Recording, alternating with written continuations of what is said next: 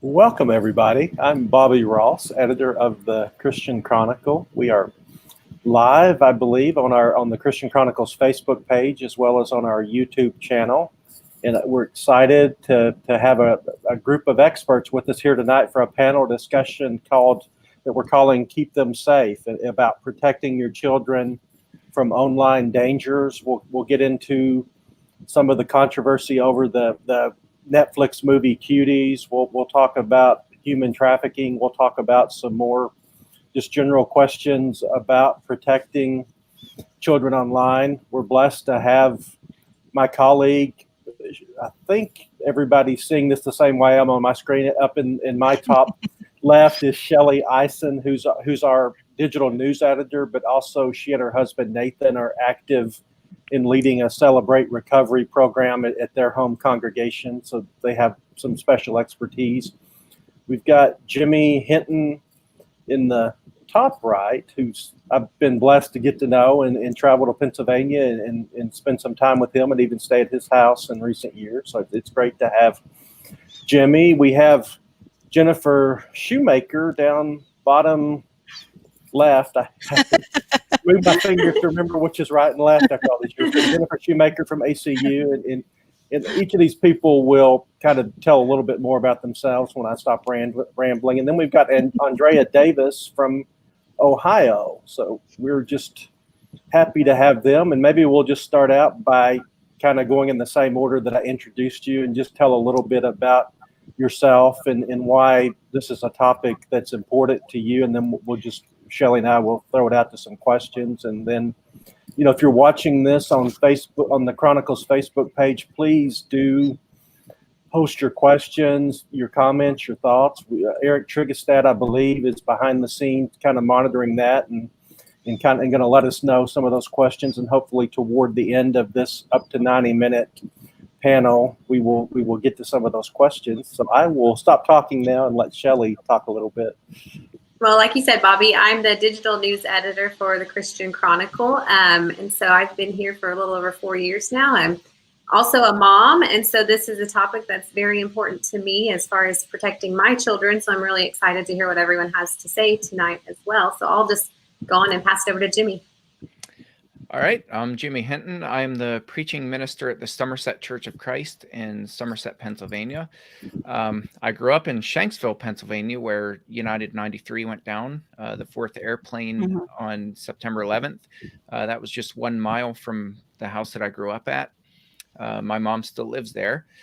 And in 2011, my youngest sister at the age of 21 disclosed that she had been sexually abused by her father whenever she was very young. I was 2 years into ministry, and my dad was the former minister where I'm preaching now. So I'm actually at the church that he preached at for 27 years. My mom and I made a report to the police. He confessed within a couple weeks to having 23 victims, some of those victims in our congregation up to the time of his arrest. He's now serving a 30 to 60 year sentence, and he will die in prison. So I research child abuse tactics and how they get away with it so successfully. I do trainings all over the place. I'm actually going to Kansas on Monday to do a training for the military. So it's brought me all over the place. Thanks, Jimmy. Sure. Well, I'm Jennifer Shewmaker. I am the Dean of the College of Education and Human Services at Abilene Christian University. I'm also a psychology professor there. And I have been researching sexualized media and its effects on children for about 14 or 15 years now. And the reason I started doing that, what got me interested is I'm a school psychologist, so I work with children, but also I'm a mom. I have 3 daughters, and they are now 21, 19, and 16. So I've been walking through this as I was seeing my children targeted with different ads, TV shows things like that were coming at them saying, this is what you should care about. This is how you should value yourself.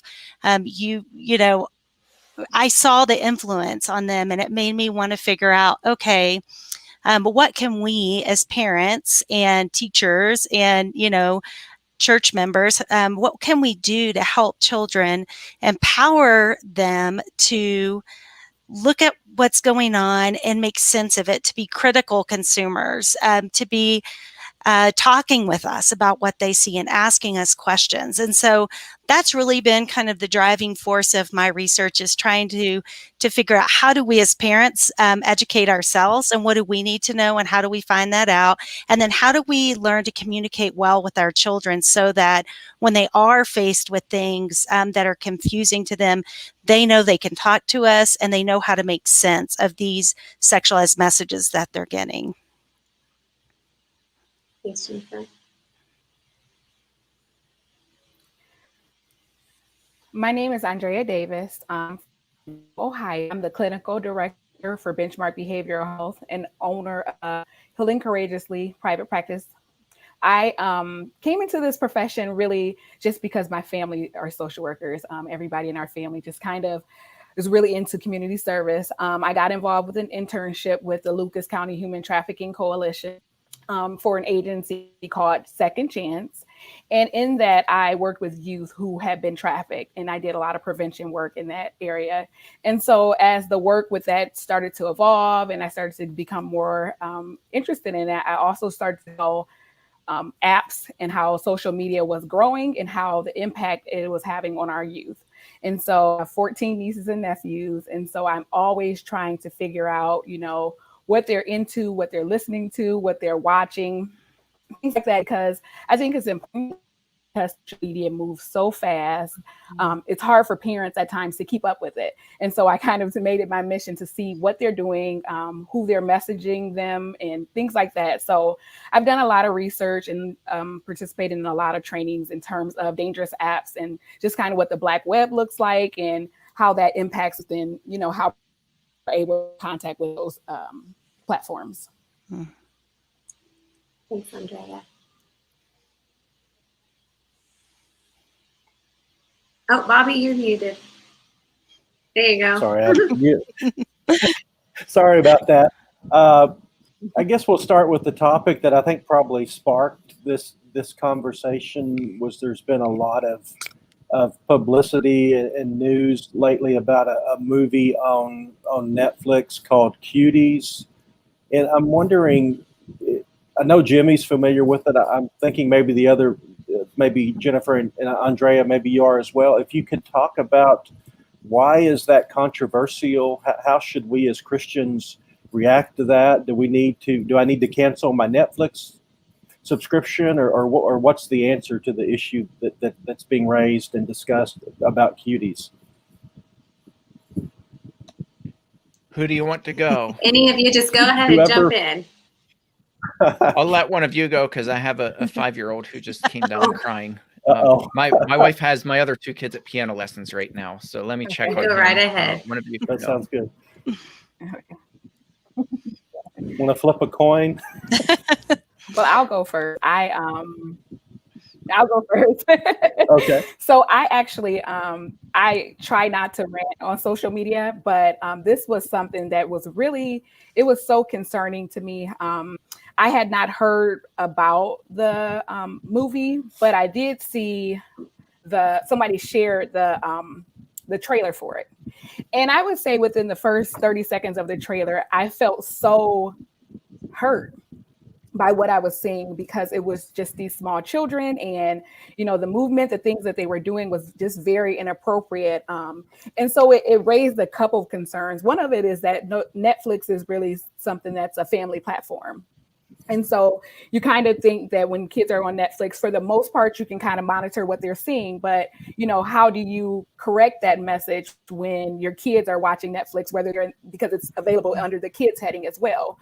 When the kids are watching this or seeing this and feel like maybe it's acceptable, or just having questions about it, it raised a lot of concerns. I have a 9-year-old niece who lives in the home with me. And so just wanting her to be able to present herself appropriately and understand what's okay and what's not okay, and trying to draw that line between what we see on TV and how we live our lives is really a challenge. But Cuties was just, it just broke my heart, partially because I understand that these are innocent children. And so what they're doing is what they're being told to do or what they're being shown. But the other part to that was just how, as a, are things like, how is this acceptable? You know, how was it something that it seemed the people on my Facebook were only outraged? It seemed like people who were of Christian faith, but I think it's a moral issue for everybody. And so the concern is just, you know, how are things like this being acceptable? What do we do to respond to Netflix? Because I feel like as a platform, they need to be responsible for the content that they allow and that they publish, because you're sharing it with the world. And I think also concerns for parents as well, because where is the line that we draw with our children in allowing and protecting them? Yeah, I'll share some thoughts. I watched the movie, so one of the things that I try to do if I, hear about something is see what I think about it. And one of the things that was really interesting to me, it is disturbing. So if you haven't watched it, I'll tell you it's disturbing. But what is disturbing about it, I think the message is actually that it's not good for kids to be sexualizing themselves and to follow culture in a way that makes them grow up too fast. I think that's really kind of what the message is when you watch the whole thing. But Andrea, what you said about Sorry. that's okay. What you said about Netflix and the way it works, I think is one of the key things that parents have to think about if we're going to have our kids have these things in their homes and they're going to have access to them. We really have to think about, how am I going to monitor that? How am I going to talk with them if I see that they've watched something that I don't think they should? Now, I will say that Cuties itself could be something that you could use with older children, and I'm talking about adolescents at this point, and older adolescents and young adults even. It could be something you could use with that group to look at it and say, what do you think about this? These girls are making decisions about who they want to portray themselves as and how their value. And you can see very clearly that Amy, the main character, that she starts seeing throughout the film her value being connected to her sexuality, which is what sexualization is. And so to me, that could be an entree to a conversation with some older kids. With your younger kids, it's definitely not appropriate. And I think we have to think about, as parents, if I'm going to have this in my home, how do I monitor it? And I say this as a parent who's had to do this for the last many years and had to think about, how do I watch what they're seeing? And also, how do I have conversations if they see something I don't think they should have? Where do we go from here? So those were kind of my thoughts after watching it. Yeah. I also, like you, Jennifer, I prefer to watch something if there's outrage. Obviously this struck a nerve with a lot of people. I don't like to comment on things unless I've actually seen it or researched it on my own. So I decided to watch it. Same thing. I wrote about it. I wrote a post about it. And then Bobby reposted that in Christian Chronicle. But it's gross. It's disturbing. But what I wrote about is that this is a symptom of a much bigger problem, which kind of is the point of the movie. Right. The movie, the whole point of it was that there are all these different social media platforms out there that our kids have access to, whether the parents know it or not. And they're being influenced by so many different things, and they're being sexualized. What I didn't like about the movie, besides that it was gross, is that it used young actors, and they sexualized these young actors in the movie. to make that point. I would have preferred there be an actual documentary where they show videos that are already on YouTube and all these different platforms, just blur the faces out and show them, look, this is on YouTube right now. I did a quick search after the movie, and I just typed on YouTube, and I only did it on YouTube. I typed cuties dancing. In less than 10 seconds, you should see the videos that came up. The thumbnails on the videos, TikToks on Cardi B's WAP dance. And if you don't know what WAP stands for, don't have kids around when you look it up. And little kids all the way down to toddlers are doing Cardi B's WAP dance. I mean, this is going on right now. Millions of these videos on YouTube. So, I think cuties is a symptom of a much bigger problem. And for me, it was interesting that there was kind of this selective outrage at Netflix and this movie when people pretty much were silent on a whole lot of other things that were going on. What was the one show, the beauty pageant show, Dance Moms? That thing has seen the light for 11 seasons, and it's far worse than what Cuties is. Where's the outrage on that? So, I think the good that's coming out of this, though, is that because people are outraged, it's sparking conversations like this one. It's raising awareness. So I think that's a good thing.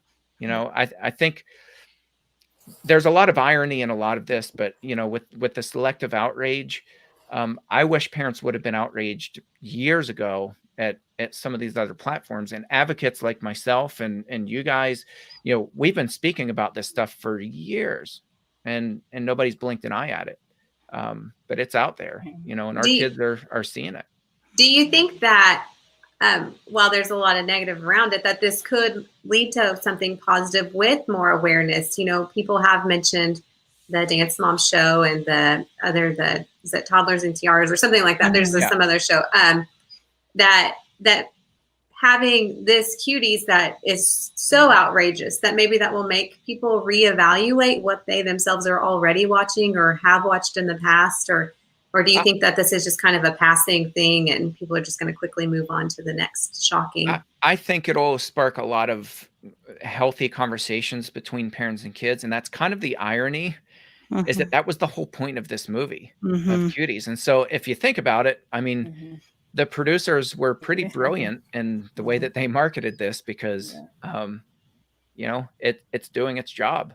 I would have preferred a different route, but it's sparking conversations. Yeah. And I think also maybe this will open the eyes of some parents who weren't paying as much attention to what their kid watched on Netflix or what social media they were using and watching and being a part of. Because, I think Andrea said this earlier, like, it's hard to keep up as a parent. It's hard to keep up because the social media it changes all the time. I mean, I'll ask my 16-year-old, like, what are people using now that are your age? Because it moves like this. So that could be a good thing that comes from this, is all of us being more aware what's being watched in my home, what is being, how are they using these phones that maybe I put in their hand and that I'm paying for? And so I have a responsibility to be thinking about that. So maybe that's some good that can come out of this, is really just more awareness, more conversation between parents and children about these kinds of things. Because it seems like there is something new, not every week, but every month. I mean, I keep hearing about, I read the Wall Street Journal, and there's a front page story every other day about TikTok and where they're going to sell that. And apparently that's a big thing with kids. And I have no idea what that's all about. I mean, is there any way for a parent to keep up with all of this? I mean, are there any specific steps that you would recommend? I'll just throw this out there, talking about keeping up. No, there's no way for us to keep up. And secondly, now that schools are going virtual, I can say personally that our school district gave iPads to every single student K through 12. All of my kids have iPads that have absolutely zero parental controls in place. They have full access to Safari web browser, no parental controls. They have access to YouTube. They can literally put anything they want on those devices. Now, it may be monitored through the schools, through their firewall somehow, but I can tell you from having these iPads in my own hands, there are absolutely zero restrictions on them. That's a big problem. We have opened up a big Pandora's box with all the online stuff, and the rush to get devices in the hands of every kid in the United States. I think, Andrea, were you going to say something a moment ago? Yeah, I was going to. Yeah. So what Jimmy said also, so our district did the same thing. All of our kids, they didn't receive iPads. I believe they got Chromebooks. And so with the Chromebooks, they do have certain, like they can't access certain on there. So thankfully, though, that's a parental control that they put in place. But I do also think that in terms of just monitoring what's on their cell phones, and then the apps that they can have access to. So there are apps that parents can have on their phones that will monitor what the kids are doing on their phones, and even block certain things, certain websites, even certain words that they search will automatically come up with a red flag and send a notification to the phone. I think that is probably the most helpful platforms to be able to monitor it, because it is really hard. I mean, it changes all the time. I have teenage nieces, and I'm always asking them, what are they doing? What are they listening to? What are they watching? And they are typically pretty open with me about it, but they're kids at the end of the day. And so it's really important to, look into other resources. Apps are available. Yes. I think we have to be careful too, because like I have a 10-year-old and a 5-year-old, and my 10-year-old does not have a phone. He thinks he's the only fifth grader without one, and that it's awful. But he has friends that will try to text him and sometimes on my phone. But all of that's monitored, and it's shocking to me sometimes the things that kids will say when I don't know if they know that I'm reading all of them or not, and and how we have to draw lines with that. But I also can tell that some kids are maybe not being monitored by some of the things that they're willing to say. And so what maybe advice would you give to parents? Like you guys kind of mentioned some of that stuff. Where do we start as far as it's very overwhelming because our kids are very smart and they're growing up in this tech world. And so where can we start if we ourselves are a little bit overwhelmed by how to protect them? Like what maybe would be a good place to start, would you say? Well, I'll start on this one because I've gone through this now with 3 teenagers. And I would say number one is have open and frequent conversations with your kids about social media. So let's talk about social media first, and then just media consumption and why it's important for you and them to know what's going on with each other. And so one of the things that I told my daughters when they got a phone, and believe it or not, they did not get anything besides a flip phone. They got flip phones in, I think it was 7th or 8th grade. We would give them a flip phone and it got passed down. So it was this old, flip phone that they were horrified by, but they didn't get smartphones until they got into high school. And our thing was, this is a new kind of communication, and we didn't grow up with this. And so when we were teaching you how to walk or ride a bike or anything we've taught you how to do before, it was something that we knew, and we knew how to teach it to you. This is different, and we are all learning together how to make sense of this. And we know that people, especially kids, can be hurt through these medias. And we know that people will reach out and try to connect with you who you don't know and who want to harm you. And so because of that, it's our responsibility as your parents to be involved in this until you're 18. And so I will tell you, I know this is going to sound so hard to some parents, But if you give your children, for example, any kind of smart device, but say a smartphone, that is your phone, and you need to give it to them knowing and communicating clearly, this is my phone, which means I can monitor at any time. And so with our children, as they were getting social media accounts, I would say, you can have that on your phone. You need to sign yourself in on that same app on my phone, which means I can see anything that happens on there, anything you post, anything anyone sends to you.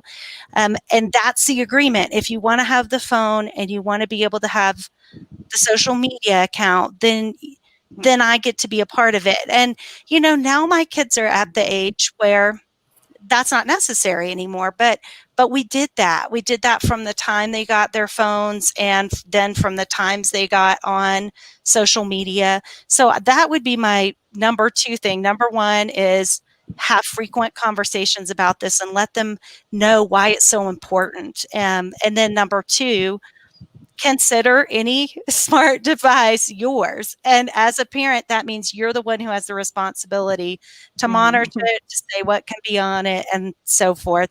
And then, number 3, really have those conversations with them.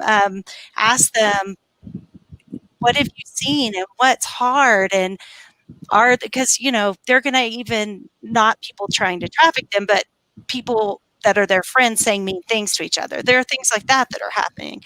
So just constantly being in conversation with them. I think that those are 3 things that you can do as a parent that would really helpful.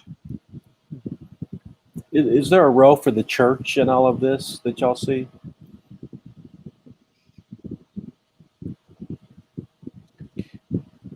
I think just communication, talk about it. Yeah. Oh, sorry. Go ahead, Andrea. There's a little bit of a delay for you.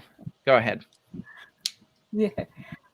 I would say absolutely. I think the biggest to connect with our kids and our teens is talking about this, like those conversations, because as much as we would like for parents to be able to have those conversations and to have them, everybody is not equipped to be able to have those conversations. And so I think as a church, one of the things that we do with our youth is that we have roundtables and we talk to them about what they're seeing, what's going on, what's happening at school and around them. And I think that that's really important for the church, because we take a stance as to what we believe and try to support our kids in trying to navigate that as opposed to what they're being told in the world. So I definitely think the church has a role in all of this.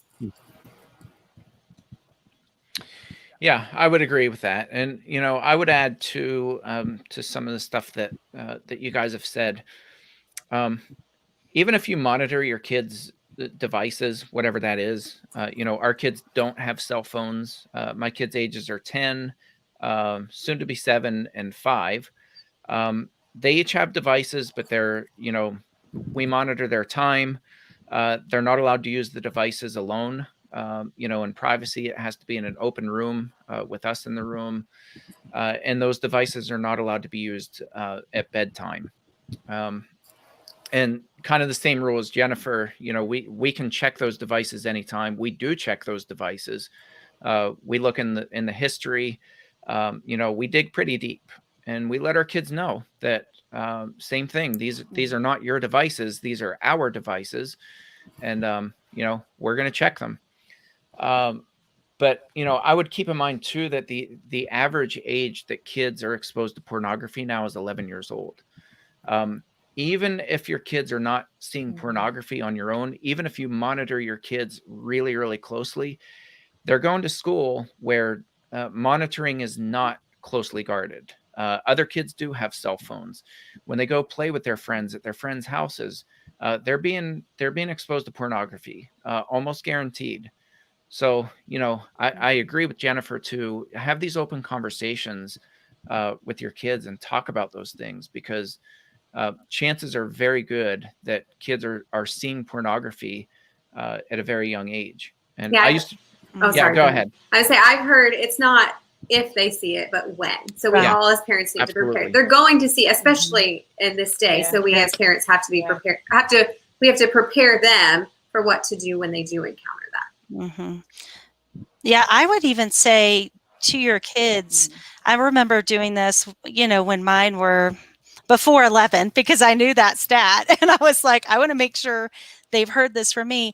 So I would say, you may see something that makes you feel weird. It may be somebody without their clothes on, or people doing things with each other that you don't understand. If you see something, come talk to me about it. Let's have a conversation about what it was, how it made you feel. Why do people do that? Just as long as they know that door is open, it makes it so much easier for them when they have one of those weird moments when someone shows them something, or something pops up because they clicked on something, they didn't mean to. And they know they can come and talk to you about it. So I think preempting, by saying to them early, hey, let me know if something it feels weird to you. And they can then come to you and tell you. I think, I guess kind of maybe you guys can talk to this. That's so important for your child to feel like they can come to you and say, I saw this happened. But how can we as parents, one, start those conversations with our kid, but also keep that door open where they don't feel shame or embarrassment by seeing something? Because I know that shame can really shut someone down, and then they'll hide what they've seen and be afraid to get that help. So can we as parents keep that door open so that our children do feel safe in coming to talk to us?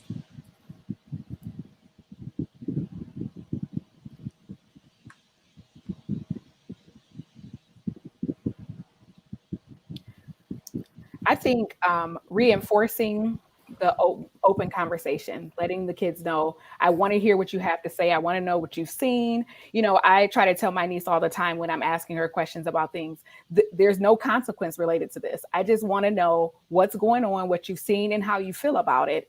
And so I've noticed that she's opens up more and more about things that she's seen, or things that she doesn't like, or even things that make her upset or uncomfortable, because I think that it's important. So starting at a young age, where kids know that there is a space where I can talk about the things that I need, appropriate or may not be things that I know are socially acceptable, but I can talk about this with my parents or with an aunt or an uncle, and I know it's a safe space and I can really get that out. I think reminding the kids of that, and then asking questions. I definitely think it's important to just ask them, because sometimes kids are not comfortable with presenting the information, but just asking them, what's going on? What have you seen? What are you doing? What are you and your friends doing? You guys are hanging out, things like that. I want to build a little bit on that too. I completely agree with Andrea. And, I think we need to normalize these conversations from a young age. A lot of parents, especially new parents, young parents, it's just awkward to say, how do I even start to talk to a 2-year-old about their body and about, all these different things. And I get those questions a lot when I do trainings. People say, how do you talk to your kids about sexual abuse? And, there are all these predators that are out there. The church is just a hotbed for abuse. So how do you start talking to your kids? And, I think it's really important for us to talk to our kids, obviously age appropriate. You don't want to use too gruesome of terms when kids are very young, but, start with proper anatomical names. A penis is a penis, a vagina is a vagina. They don't have little pet names. Our kids knew from a very young age what those names were. And it was never something that they giggled about. And, they just knew. It was just like a finger, or a hand or an arm. They know what their body parts are called. And so as they get older, they kind of grow into those conversations. And you're just accustomed and you're used to having conversations about your bodies, about safety, about if people make you feel weird, things like that. Our kids have come to us and they're not ashamed. They're not embarrassed to have those conversations because we've had them often and we've never made it awkward. We've never made it weird. It's just, it is what it is. And we don't beat around the bush. We just let our yes be yes and our no be no. And so our kids are really accustomed to that. And that's very helpful for kids who are concrete thinkers to begin with. Oh, I so agree with both of you on what you said. I want to give you just an example of an activity that I've done with young kids, you can start with young kids with this conversation to talk about consent, because when you're using anatomically correct words, when you don't shame kids, when you have open conversations and let them know they can come and talk to you, you can start building this idea of consent with them so they understand what it means to give consent, to withhold consent, all of when someone does or doesn't do that for them. And so this is an activity that I've done with young children, and you can do it even with older kids too, but it's just a hug. And this is I say activity, it's a conversation. And so I will have this conversation where I'll say, have you ever been in a situation where your friend wants to hug you and you don't want to hug? And almost every time the children will say, yes, I've felt that way. And then I can say, okay, have you ever been in a situation where you want to give a friend a hug and they don't want the hug? Yeah. And so then we talk about, well, how do you think that person felt? Thinking back to how you felt, so we'll talk about how they felt when someone wanted to hug them and they didn't want the hug. And then we talk about how their friend feels when they want to hug their friend and the friend doesn't want the hug. And we just start talking about the fact that we get to make choices about our own bodies and about who touches them and how they touch them. That little conversation when a child is young can keep growing as your child gets older. You can use the word consent with them and start talking about how do you consent to things and how do you not consent. And by the time they're teenagers, you can have open conversations about if you're dating someone and they want to do something physically you don't want to do, how do you say that to them? And what do you do if they push you? What are some words you could use? I mean, these are conversations that you can lead up to by starting with that conversation about the hug, and talking to them about their bodies being their own to make decisions about. And then the little last piece of that is something with young kids that we often use is the bathing suit test. So we'll say, if people shouldn't be touching you anywhere the bathing suit covers. And also, if someone touches you in a way that makes you uncomfortable, even if it's not where the bathing suit covers, come talk to me about it. Let's talk about that. And you're not going to be in trouble. Like Andrea said, there's no shame here. You tell me, and then we'll talk together about where do we go from here. So those are just two kind of things that I've used with younger kids that I think could be helpful. Maybe we could move to I think, talking a little. I'm sorry, I didn't. You have a delay, so I didn't know you were talking. I'll let you go. Sorry. I just was thinking about a situation. My grandmother is very big on when you see little kids and you introduce them and you say, oh, give them a hug or give them a kiss or those kinds of things.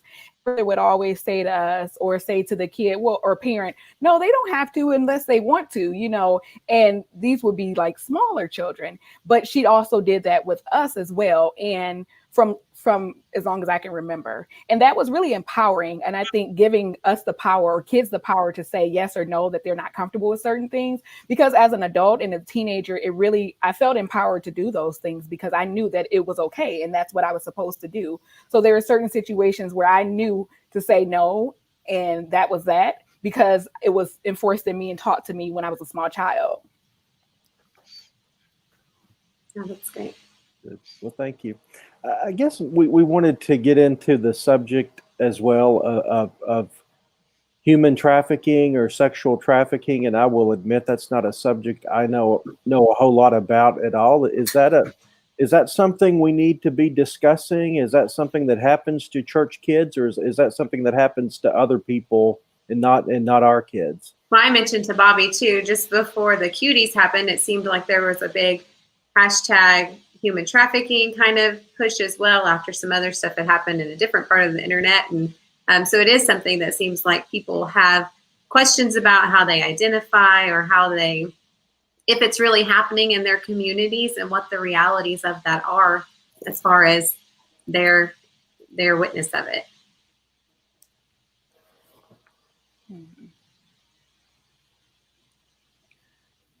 Yeah, I mean, it's definitely something that Sorry, that Go delay ahead, gets us every Jimmy. time. Go ahead. It does. Go ahead. No, you go ahead. That's fine. I was just going to say, I think it's definitely something that we need to talk about. I think we need to be careful at the same time to label everything as trafficking. I think we're labeling a lot of things as human sex trafficking that is not human sex trafficking. So the numbers seem really outrageous and, scary. I'm not saying that the numbers aren't scary, because obviously it's a very big, lucrative underground business. But the way that people are gaining access to kids now is through these. So, no longer the pimps have to set out on the street corners and find vulnerable women or kids or whoever, who are running away from home. All they have to do is go on social media, and I mean, it's so easy for them to find their victims. I can say that personally, I've seen trafficking. I've known people. I've been close to people, even in my own church. We had a case of somebody who was trafficked, and I saw the signs, and I warned her, and it still happened. So, it is happening. It definitely should be on our radar.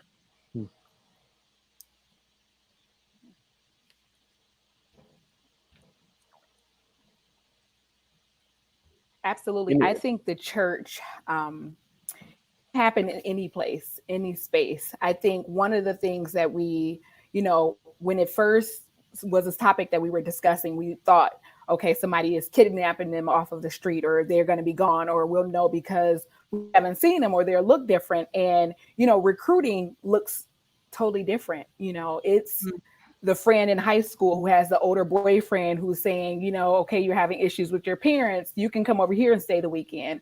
Or, I have a job for you. You can come work this job and earn some extra money. I know you're looking for a job. It's very subtle in the way that it's presented now, that nobody is exempt from it, honestly, because our kids are out in the world. They interact with people who we can't necessarily control who they're interacting with, and we don't know those people know. And so it is something that can happen right in our neighborhoods. There's a movie out that was called Kidnapped in Plain Sight, or Missing in Plain Sight, something like that. And it's really one of those situations, granted, that's a situation we're not doing there, but it is one of those things where it's right there, and so there are things that I teach teachers when I'm training them about the risk of trafficking and identifying people who might be potential victims. Things like a kid who is always gone on Fridays, or if there's a big event in the city, a person that's gone on the weekend, or late on Monday after, or missed school on Monday after Super Bowl weekend. Those are things that we probably wouldn't pay attention to, but that's really what's happening. Kids are not always see them. Sometimes they're brought back. Sometimes it's just the manipulation and controlling the kids, and so they do look for people who are vulnerable, but it's not the same vulnerabilities that it used to be. Like Jimmy said, where it's a woman out on the street, or a teen out on the street, or a runaway.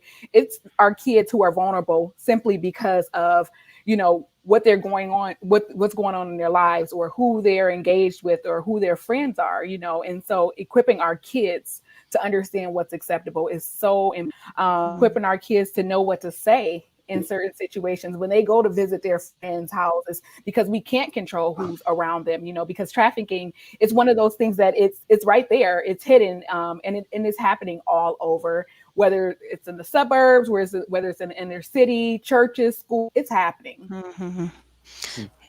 Yeah, and I think this is where that conversation about consent and teaching kids to tell you when they're uncomfortable, to figure out when they're feeling that. This is so important when it comes to this, because if we can start having these conversations early, and at churches, if we can have these conversations with our, middle school kids, late elementary school kids, about how to feel when something is off. And I always tell my kids, your gut hardly ever lies. That's a psychological fact, that if you're feeling something weird, there's something weird going on, most likely. And if it's not, well, then you hurt someone's feelings, and that's not the end of the world.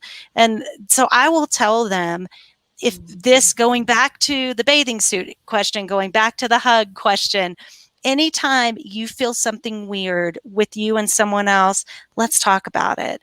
And that can be for people at church. That can be people at school, your people who you've started to get to know through some other organization, but you need to know that you can come and talk to me as a parent, or as we said earlier, there need to be people in the church like that too, maybe youth workers or volunteers with youth, people who these kids feel comfortable saying, there's just something that feels weird about this, and I don't know what it is. And if we can be there for them in those ways and help them tune into those feelings, that can also help, because they're right. This is just so different than it used to be. We don't have a lot of questions yet. I want to throw that out there, that if you're watching this and you have a question that you would like for the panel to address, please go ahead and put it there in the comments, and we'll try to get to some of those. One thing that somebody did say a little earlier, sorry, let me find his name. Matthew Wilson had asked, he works in a juvenile detention center. It's kind of long, so I'm not going to put it on the screen, but he was wondering, is there a way, he works with a lot of kids who have been abused. Is there a way for him to open up safe conversations with them, to be a role model, to be a Christian person, an example, someone that they can talk to? If they're, whether it's him or whether it's other people and you're around children, if you're a teacher or you're in some way working with children, is there a way for you to open up those conversations? Or is it appropriate for you to open up any of these kinds of conversations about whether it's safety online and the topics we're talking about right now, any of that, with children who maybe aren't your own family?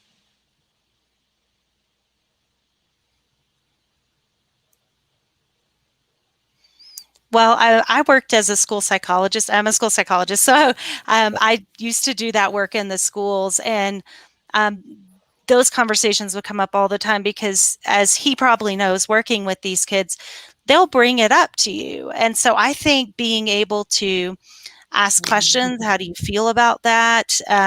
What are you thinking? Who do you have in your life who can support you? You know, being able to listen and then ask questions of them can really help them start. I mean, obviously, as a psychologist, you have a different role because you're there to help them find some answers. But I think any of us could ask some of those questions, like, tell me how you felt about that. Tell me what you're thinking you're going to do next time. Who might be a safe person for you in your life? You know, those kinds of questions could help move that child forward.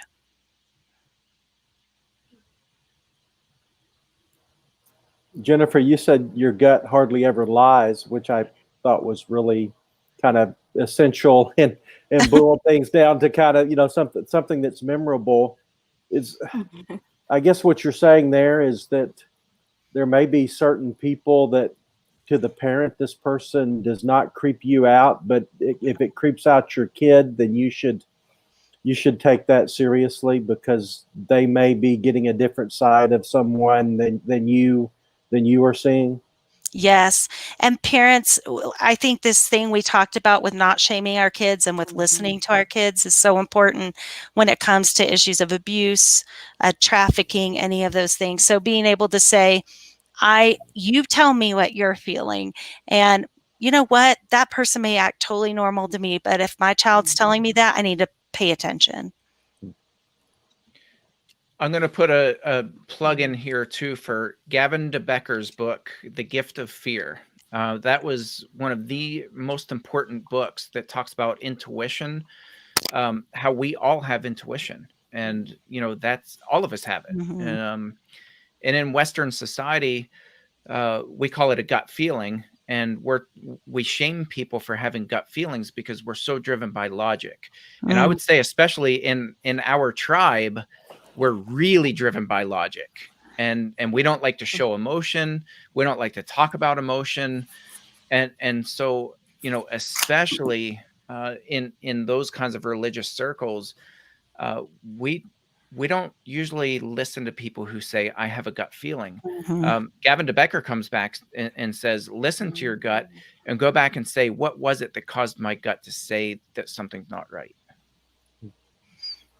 Yeah, and we know that micro expressions people make, feelings we get because of those, that we couldn't even tell you that person had this look on their face that scared me, because we don't recognize it because it's so fast. But the gut doesn't lie, and the gut tells you that person's dangerous, so if we can learn to pay attention to that and help our kids do that, and then listen to them if they tell us, then we listen and we hear it and we help them feel safe.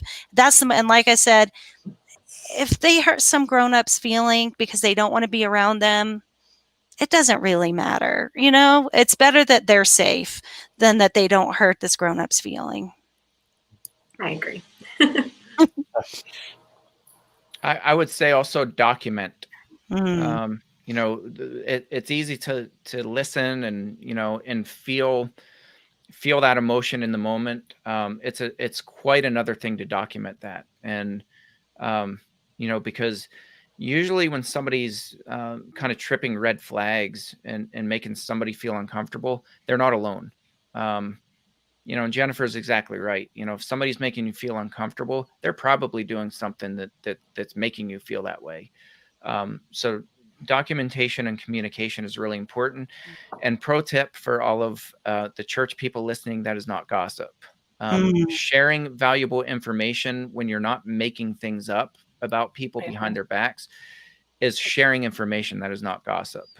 We need to know that distinction, because so many survivors of abuse have been shut down in the church because they're told you're gossiping about somebody. You don't have pure facts. Again, we're logic driven. You don't have pure facts, and you can't say beyond the shadow of a doubt that you or whoever has been abused. So you're gossiping, and we're going to discipline you if you don't stop. We need to change that culture in the church. Now, speaking of the church, let's kind of hang there for a minute.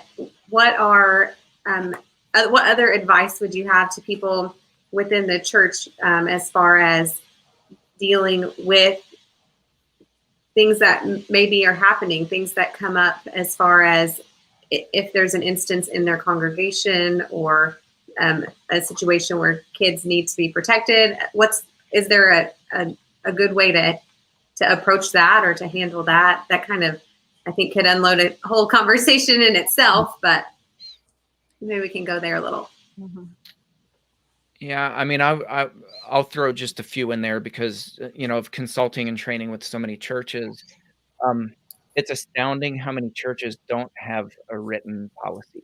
You have to have a written policy.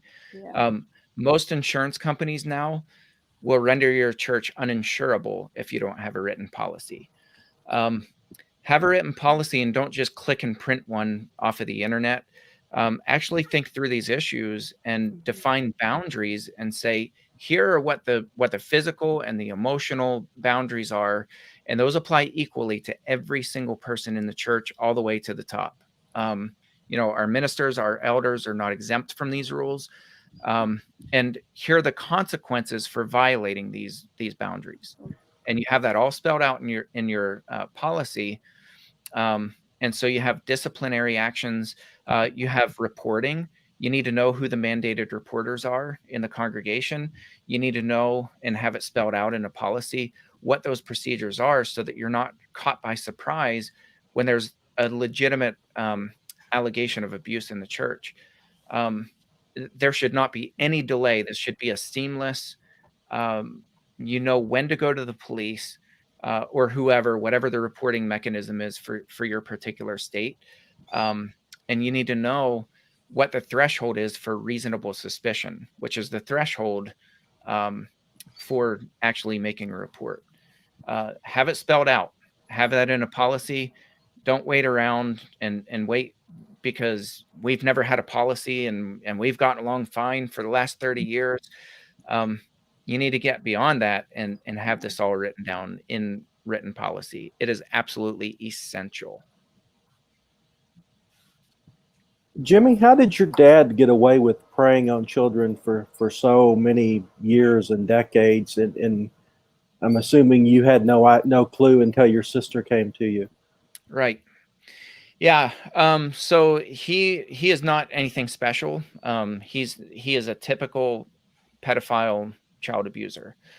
Um, Dr. Gene Abel, one of the leading researchers in the field of pedophilia, he says that for every single hands-on victim, every single time that an abuser has a hands-on victim, he has less than a 3% chance of getting caught.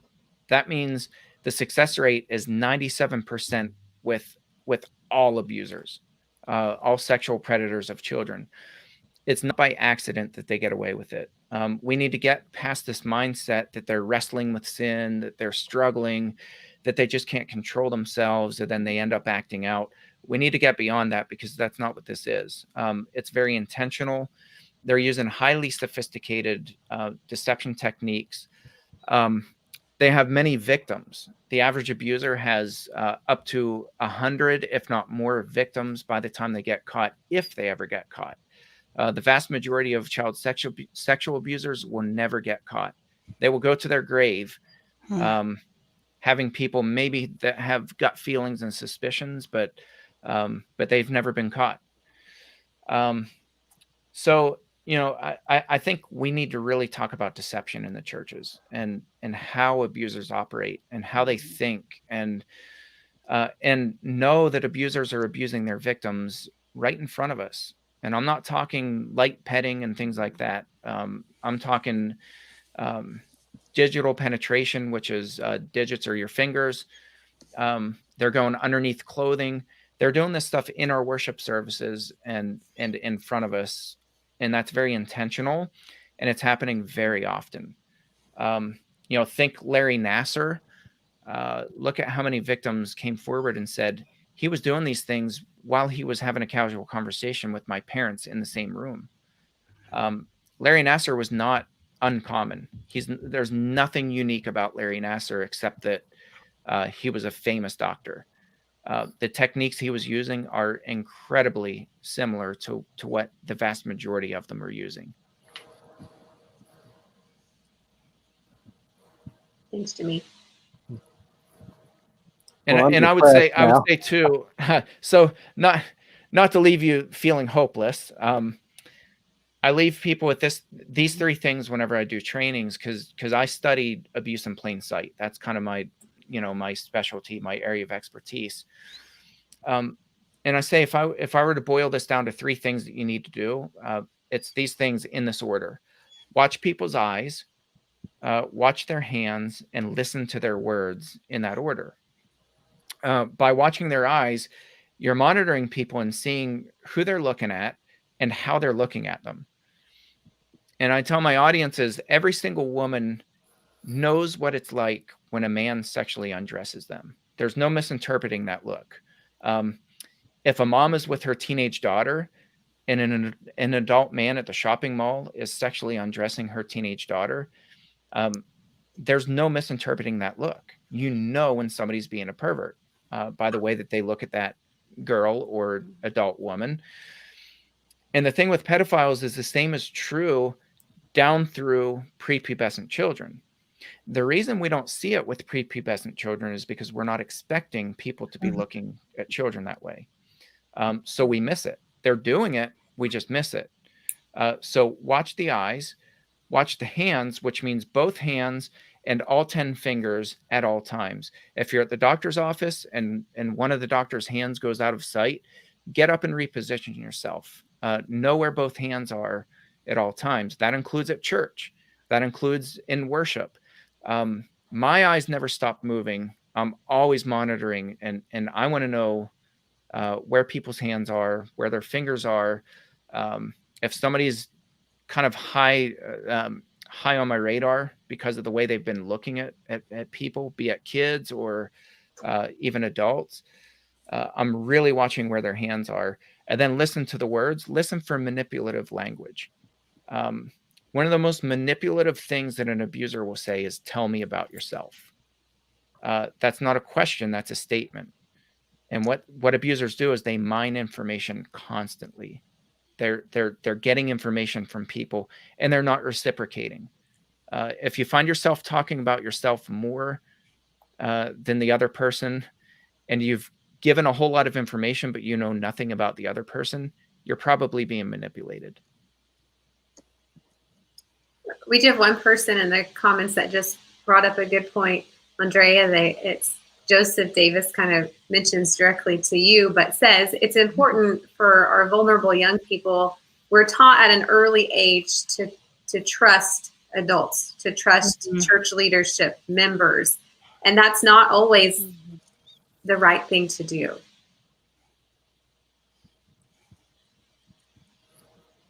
No, it's not, because people just be based on what they show us of themselves, but we don't really know people in an absolute. And so I think it is very important to teach kids those boundaries, and that's across the board, whether it's school teachers, whether it's people at church, and letting kids know, whatever you tell me, I believe you. Because I think it's really important when kids look at someone who is powerful, or who they see as powerful, or they see as admired or something like that, kids are more hesitant to say what they think or what they feel. And so I think it's really important to, make sure the kids understand those boundaries are across the board, no matter who you're engaging with, and that I always believe you. So no matter who you're telling me is doing something or making you feel uncomfortable, I believe what you're saying, because that empowers kids to feel like that they can say something, and it not be criticized for saying something. I think what this just has made me think of is Bobby and I were part of a panel last year, the Harding Lectureship, and one of the last things said on that panel that has just really stuck with me is how there was a church member, or a man who'd been accused, or I don't know, maybe he was a sex offender, I think, or something. Anyway, but because he was always hanging out with these elders at the church, other families trusted him because he was always with Elder 1 and Elder 2. These families trusted that he was an upstanding person, and then unfortunately, it proved to not be true, and was really awful for one family what happened with their children. And so I think it's so important to be very careful. Just innocent trusting of people can really lead to something awful. Great. And Jennifer, I don't know if we've mentioned or not your book. Can you tell us a little bit about your book in case people might be interested in taking advantage of that? And I'm sure we can post a link on Facebook as well about that. Yes. Sure.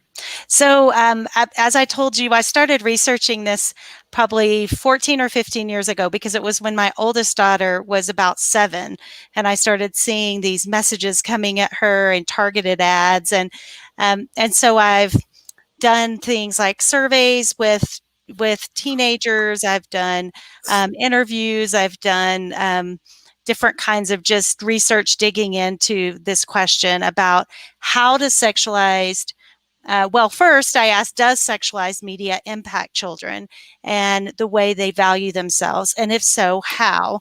And so in the book, I talk about, it's called Sexualized Media Messages and Our Children, teaching kids to be smart critics and consumers. And the book was written with a lot of research, but there's also, every single chapter has tips for conversations with your kids, for activities. So I have a Just a Hug activity in there. I have examples of conversations I had with my own children as they were growing up, and the questions I would ask them and the things that we would talk about. So it's a book that I hope you would find really helpful. You can find it on Amazon, or Barnes and Nobles usually has it as well. But that book was written really with a lot of research in mind, but also for parents and teachers and church leaders, whoever wants to find out about how do we empower kids to be critical consumers, not just to take what media is saying and accept as truth, but to learn to critique it and say, what do I think about that? How does it match my values? And there's a big focus on consent.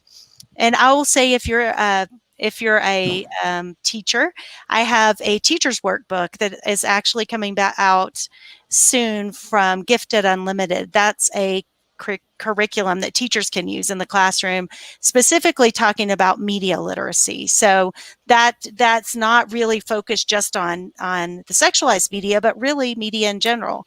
And how do I make sense of this? And how do I use it well, instead of feeling like it's controlling me? How do I control it? Yeah, after we talked through email just a little, and I was actually telling my husband that I would like to read your book now. I don't know if y'all are familiar with this book. I'll kind of throw this out there. And I'd love if you have some other resources for us to mention those. That we'll try to get some of them in the comments, and I'll try to post some of them later if we don't get to all of them as well. But we've read the book, Good Pictures, Bad Pictures, with our children, and it's geared toward young children to help them recognize pornography and know what to do when they encounter it. It's like I said, it's not a matter of if, but when. And so that's something we've done, not with my daughter yet, but with my son, who's now 10, and just something that was important for our family to do in the matter of protecting them. Another thing, and I don't know if we want to mention any more on this, Jimmy, I thought brought up a really good point. This was quite a bit earlier at this point, but with so many devices coming into our house with virtual school, are there apps or devices or things that we should be considering buying to or downloading to help protect our kids while they're on these devices? Because I know for a lot of us, my husband and I are both working full time from home and virtual teaching our children. And so, it's hard, and we do our best to be there when they're on those devices, but occasionally you have to step away or, so are there things like that maybe you could recommend as well?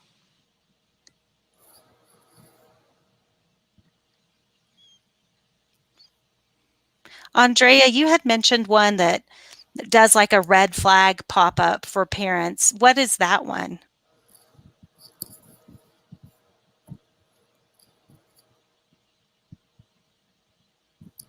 One second, let me pull it up, because it's different for Apple and Android. So one thing, and it's a web download, but it's called findmykids.org.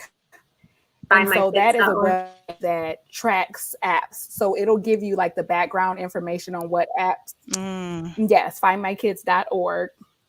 And it'll give you the background information on like what these apps do, how they can chat, or what the capabilities of them are. And then it'll also show you how to monitor them as well. So for a lot of parents, I know we talked about it earlier, keeping up with social media is very difficult. So this is really good. That's great. Information. So you can just look up the app that your kids are using, and it'll show you exactly what to do. And it also has links to different profiles and things you can use to put on their phones, and as well as yours. I've heard really good things about the Bark app. Are you all familiar with that? Or, that's one that some people I'm familiar with have used as well. Bark? What was the Bark? Like a dog? Yes. JimmyHinton.org is a great place to get a lot of good resources and information. One thing that was brought up in the comments, not so much a question, but a topic, is also the idea of video game chatting and what we need to maybe watch for with our kids that are playing video games that maybe are connected to the internet. I think that's such a good point, because that's one I think we forget about sometimes as parents. If we don't play video games, we forget. Even things like Minecraft. So it might not be that they're playing World of Warcraft. They may be playing Minecraft and have those conversations. So again, monitoring what's happening, make sure you're looking regularly. Talk to your kids about what is and isn't appropriate, what should be a red flag. If someone says this, then we need to have a conversation about it. Those kinds of things. But I think that's such a good question.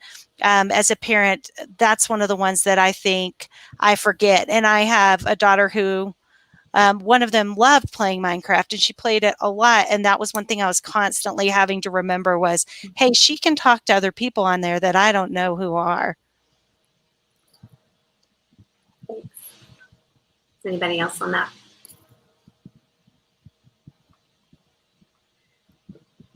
What haven't we I asked think, that the panelists think looking would be important?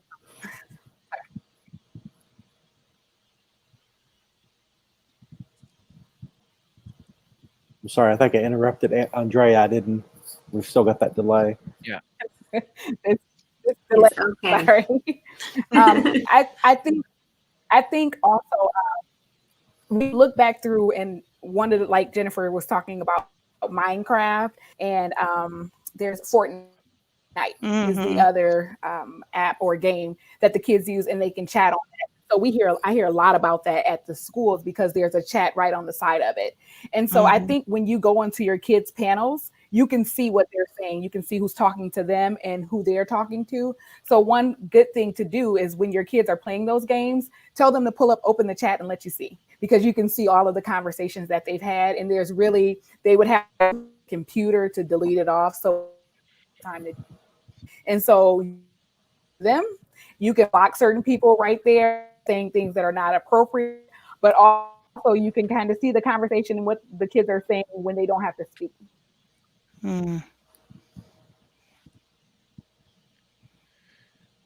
I think you guys have covered a lot of great things. I'll say one real life example of something that I just think we all have to be aware of is I mentioned how my 10-year-old doesn't have a phone, but occasionally someone will text him on my phone. And one time the texting started out with, "Do you know how to delete text messages?" I was like, hang on, I'm stepping in. We're not going to do this. So, but they're so sneaky. They try so hard to be sneaky. And anyway, but that awareness. I've actually pulled the response when my kids were younger, where I would say, "This is her mother, and I'm reading these texts." You know, she's not going to be able to text you anymore if you're going to say things like that. That's right. You know, but again, it's my phone. I pay for it. I pay for the service, and so I think that's just one of the things as parents I think we really need to be comfortable with is being open, being loving, having those open doors, but also helping our kids see that there are boundaries, and it's our job to help them figure out what those are. And when they keep it secret from us, we can't help them. And so being able to just, have those open, loving, I'm here to help you. And sometimes I'll need to step in, and that's okay. I'm not going to be mad at you, but I'm here to help you figure this out. This was just mentioned in the comments, and I will bring this up. We talked about Cuties earlier, but The Social Dilemma is another movie, and I believe it's also on Netflix that I've seen some talking about lately. Have you seen that? What's your thoughts on that? Is it something that parents need to watch? I've not seen it. I think that everybody needs to watch it. I haven't seen it. Who uses social media. So if your kids are using it or you're using it, the social media is designed to do certain things, and it's designed to sell us things and to get our attention focused on it a lot and pull us back and give us dopamine hits so that we want to keep coming back. And we need to understand that this is not just some neutral thing that we've brought into our lives, that it's something that is trying to manipulate and influence our behavior. And so I think that movie or that documentary helps understand that, and will then again help us use social media more effectively and help us help our kids and the kids in our lives do that as well. Yeah, I think we all could be more mindful in how we use it. I agree.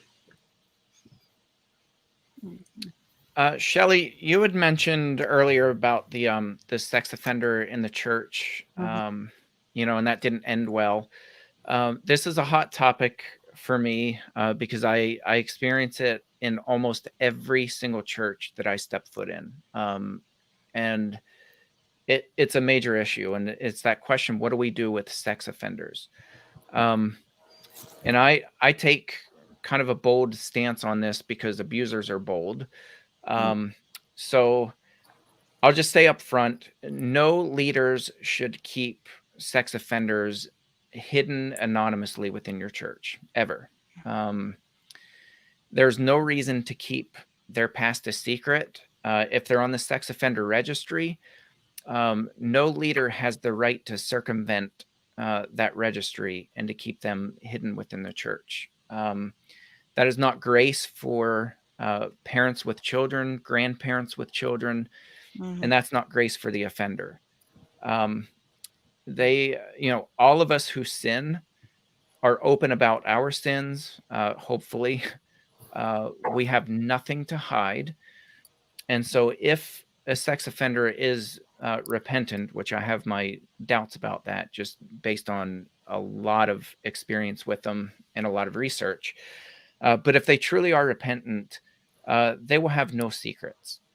So, I want to urge people who are listening to just ask your leaders if there are any sex offenders in the congregation. If the answer is yes, ask them who.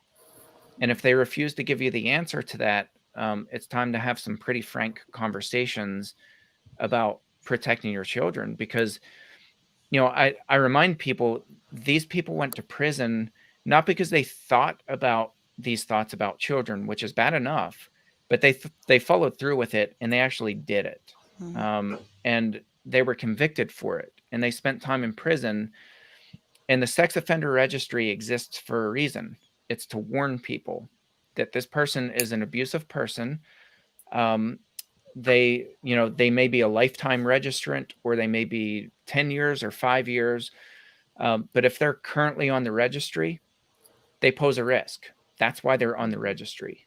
And so leaders have an obligation and a responsibility, if they're going to take sex offenders and allow them to be part of the congregation, to let the congregation know who they are and what their record is. That's the very least that they can do. Thanks for that. Yeah. I am so appreciative of all the panelists. I think I'll ask one more question, and we're getting close to needing to wrap up. I'll ask one more question and also open it up if the panelists have any final thoughts or things that we haven't got to that you would like to say. But we started with cuties, and there's a delete Netflix movement out there. So I'll put you all on the spot and ask you whether I need to cancel my subscription or not, and also ask you to give you a chance to kind of any final thoughts that you might want to share before we go.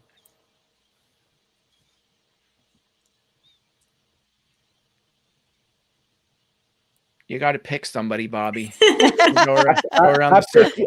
You're the best friend I've got on this panel, so I'm going to pick you, Jimmy. You have to go first. All right. I did not cancel my Netflix.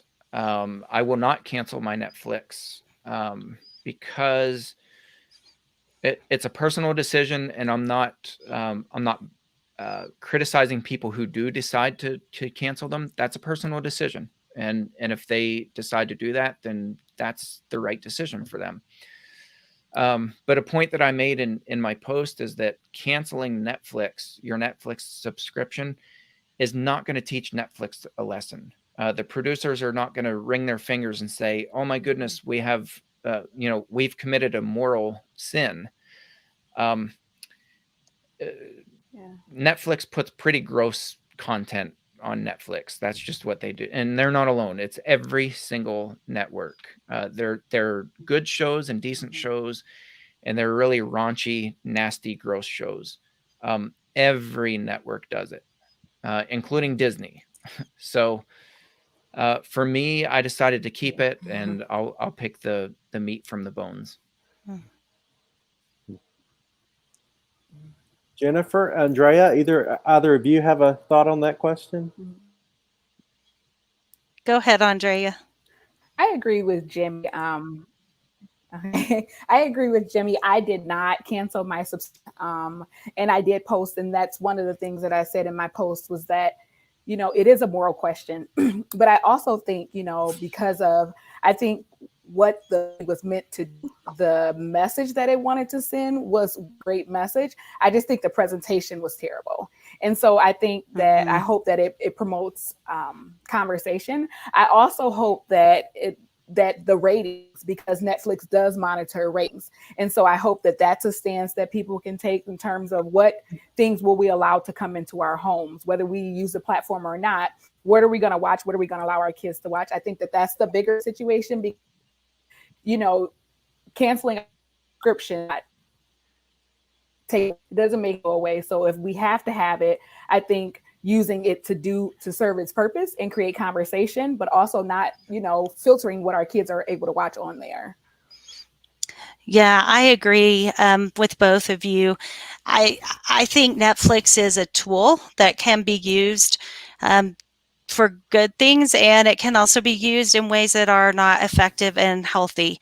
And so I think the thing for all of us to remember, so you said, what are some takeaways? One of the big takeaways I hope that everyone who's watching gets is that you can be in charge of this stuff. Like, you can decide what's in your home. You can decide what subscriptions you have. You can decide what apps are on your phone or on your kids' phones, and you can take action to monitor those and to filter those and things like that. So I hope that the takeaway that people have is that we have power here to make decisions, and we can make choices, and we can help our children learn how to do that, and help them and us be critical consumers of media and of social media, because it doesn't have to drive the car. We can drive the car, but we have to be thoughtful and mindful and decide to do that, because if we don't, it will just take us the direction it wants to go. So that's kind of what I hope is a big takeaway for people. Appreciate that. For anyone who kind of joined this conversation in the middle, we've been talking about with some experts about protecting your children and your family from dangers online, and you should be able to go back on Facebook and watch this in its entirety if you missed the beginning, and it's on our YouTube channel as well. I'll thank the panelists once again. I'll thank Shelley, whose idea for this panel, it was her idea to have this. And I guess I'll also thank Cheryl Bacon and John Edmerson, who were a couple of people who helped us come up with Jennifer and Andrea. Jimmy, I've known you, so I don't thank anybody for you. But,